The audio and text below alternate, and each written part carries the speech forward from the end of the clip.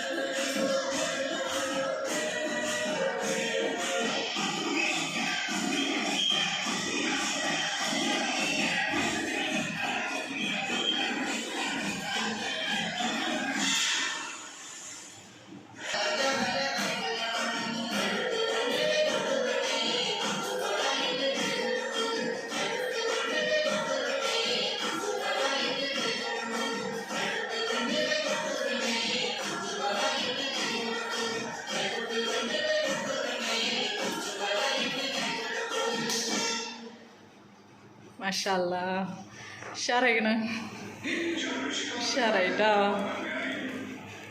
എന്താ പറയാല്ലേ എന്താ പറയാ ഉള്ളത് വെച്ചാൽ എന്റെ ഡാൻസ് എന്റെ അമ്മച്ചി എന്റെ പഠിപ്പിച്ചെന്നിട്ട് പക്ഷെ എനിക്ക് ദാഹമുണ്ട് പക്ഷെ ഞാൻ അതിനെ വിട്ട് നിന്നിട്ടില്ല കേട്ടോ പക്ഷെ ഈ ഡാൻസ് പഠിക്കാൻ എന്റെ അമ്മച്ചിന്റെ അടുത്ത് എനിക്ക് കുറെ അടി കിട്ടിയുണ്ടോ ഡാൻസ് ക്ലാസ് എടുക്കുന്നതാണെന്നുണ്ടെങ്കിൽ ഒരു ചോരയിലെടുത്ത് ഒരു അടി കിട്ടിയാണ് രണ്ട് ഡാൻസ് കളിച്ചാൽ മതി കേട്ടോ എന്റെ അമ്മച്ചി തല്ലിയാൽ പിന്നെ എന്നെ പഠിപ്പിച്ചിട്ടുണ്ട് കേട്ടോ ഇത് ഈ നാടോടി പക്ഷെ എനിക്ക് തന്നെ ഇഷ്ടമായിട്ടോ പക്ഷെ ഈ ഐബ്രോണ്ട് എങ്ങനെയാണെന്ന് എനിക്ക് ഈറടിച്ചത് എന്താ വെച്ചാൽ ആ സാറില്ല